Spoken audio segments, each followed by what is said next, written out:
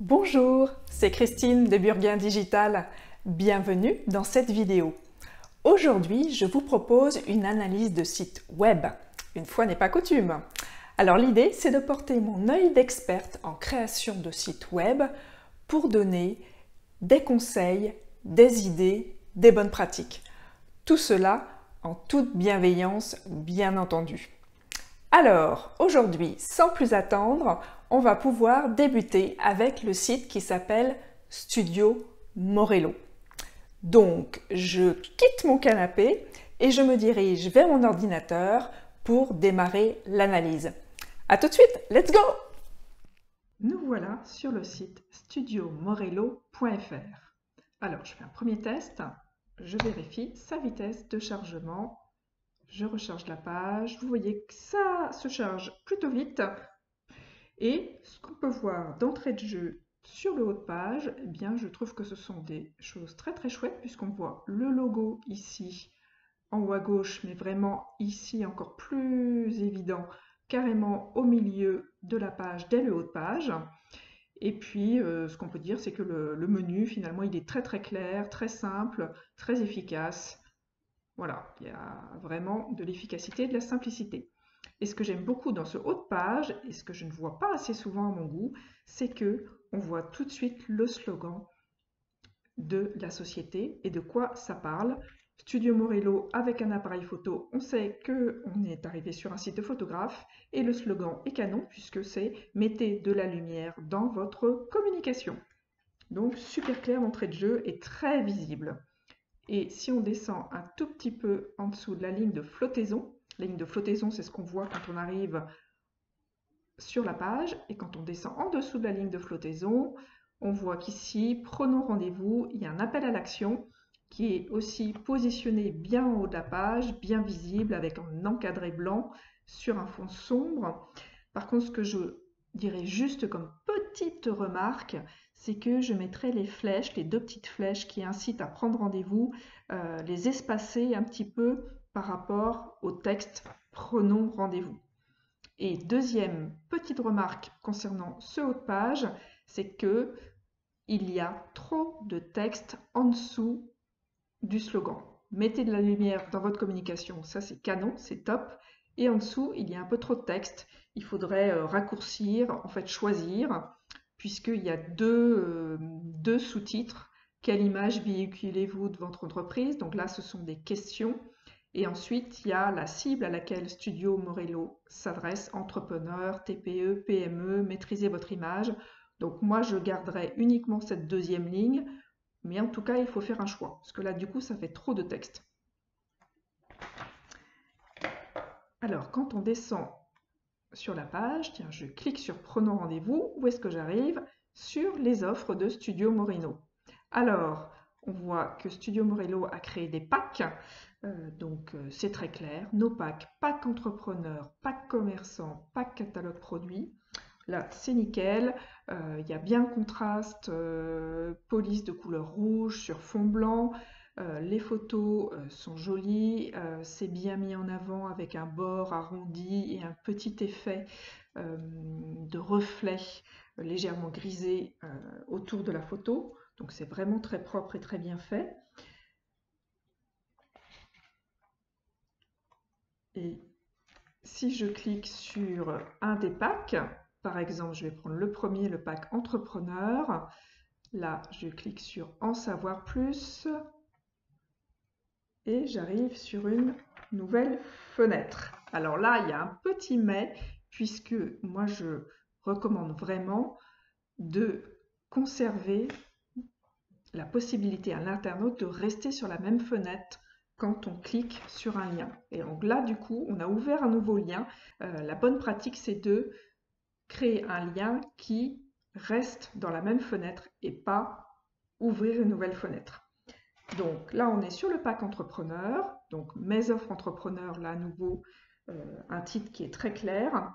Et je dirais à nouveau la même remarque que tout à l'heure. Là, il y a pas mal de texte à nouveau sous le titre du haut de page. Donc là, c'est pareil, il faut peut-être faire un choix selon moi.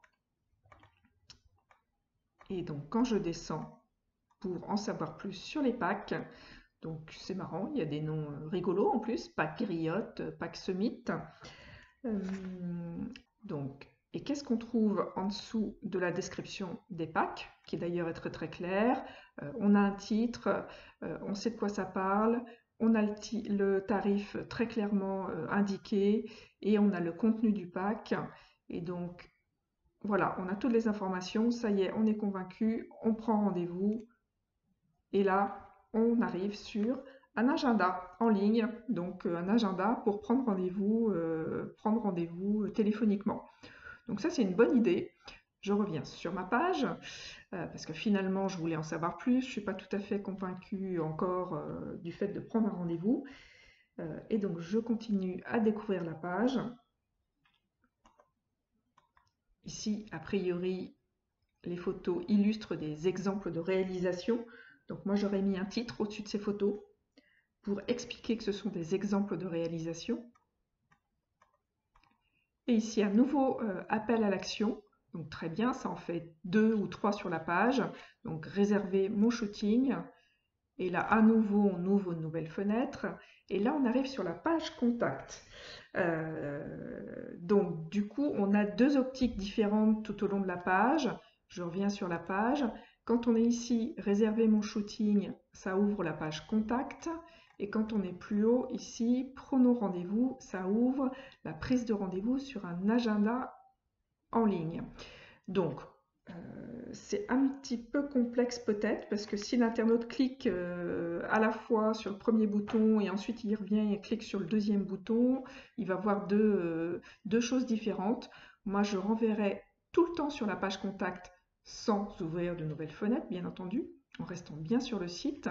Et là, je proposerai 3 possibilités de prise de contact. Le formulaire, comme c'est déjà le cas, les numéros de téléphone et email, comme c'est déjà le cas, et rajouter ici en bas de page, ou alors plus haut si on veut privilégier la prise de rendez-vous téléphonique sur l'agenda, le lien vers l'agenda de prise de rendez-vous. Comme ça, c'est plus simple. Sinon, la page de contact, elle est très bien faite. J'en profite pour repasser un peu dessus. Le formulaire, c'est très bien. Nom, email, téléphone, sujet, message. Juste une petite remarque sur le formulaire. Donc, il est succinct, c'est très bien. Moi, je rajouterais l'obligation de renseigner certains champs. Puisque là, a priori, on renseigne ce qu'on veut et on peut envoyer son formulaire. Donc, rendre des champs obligatoires, parce que si le contact potentiel ne vous laisse pas son email ou son téléphone, vous n'êtes pas en mesure de le recontacter. Voilà, je reviens maintenant sur la page d'accueil et je continue ma visite de cette page. Et là, plus bas, des références. Donc, ça, c'est une bonne idée de mettre des références. Ça peut être aussi une bonne idée à l'avenir de mettre des avis clients en faisant un lien vers une fiche Google My Business et les avis qui y sont déposés. Et quand je continue sur voilà, les références, ici par exemple, si je clique sur To Be Glad, alors là, c'est étonnant, pour le coup, on est arrivé sur le site de To Be Glad et on n'est plus sur le site de Studio Morello. Alors que là, pour le coup, quand on renvoie vers un autre site, c'est là qu'il faut ouvrir vers une nouvelle fenêtre. Donc finalement, Studio Morello a fait l'inverse en ce qui concerne les liens. Donc un lien qui renvoie vers quelque chose de son propre site web, il faut rester dans la même fenêtre. Et un lien qui renvoie vers un autre site web, il faut faire en sorte d'ouvrir une nouvelle fenêtre. Je reviens en arrière et conclure sur ce site. Ce qui manque peut-être, c'est ici dans le pied de page, si j'allais le dire, il manque un lien vers Facebook ou Instagram, surtout puisque la société a un compte Instagram bien fait avec voilà, une animation régulière. Donc du coup, si on clique sur Instagram, on arrive sur Instagram. Donc là, c'est la même chose. Il faut arriver sur une nouvelle fenêtre, parce que c'est un lien sortant. et il faudrait le mettre plus en avant. Là, il est vraiment trop discret. Moi, je l'aurais mis vraiment au niveau d'ici, à droite du logo Studio Morello, complètement ici dans cette zone, mettre le lien vers le compte Instagram. Et pourquoi pas mettre carrément une zone ici en bas de page avec un flux sur les dernières publications d'Instagram. Comme ça, les 3 ou 6 dernières publications apparaissent automatiquement et ça donne envie voilà, d'en savoir plus sur ce que fait Studio Morello, et ça fait de l'animation régulière qui se fait automatiquement dès que le compte Instagram est alimenté. Ouh, me revoilà sur mon canapé. C'est tout pour cette analyse de site. J'espère que cela aidera Studio Morello à faire évoluer son site internet et que cela vous donnera, à vous aussi qui regardez cette vidéo, des idées pour améliorer votre propre site web. Bien entendu, si vous voulez aller plus loin et envisager une véritable refonte de site, donc lancer des gros travaux, je vous engage à me contacter directement. Et vous pouvez également vous lancer dans une formation à WordPress. J'ai conçu tout spécialement pour ceux qui veulent faire eux-mêmes leur site internet avec WordPress, une formation qui s'appelle WordPress Express. Vous pouvez vous renseigner sur cette formation à l'URL suivante, burguindigital.com/formation-WordPress.